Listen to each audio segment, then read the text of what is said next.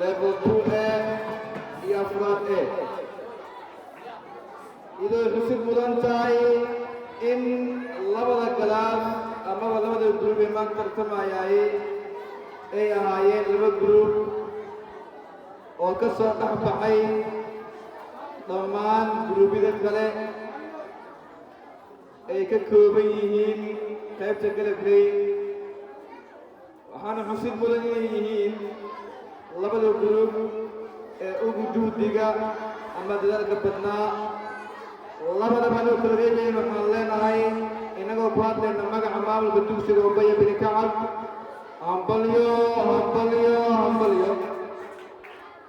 intaa kadib waxaan si gaar ah ugu sii hambalyeynayaa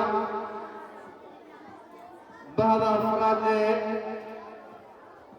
oo maantay amaba galabta noqday hormuudka iyo horseedka dugsiga Ubaya bin Kacab ee Kisweyn qaybta Galabey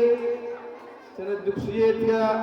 2022-2023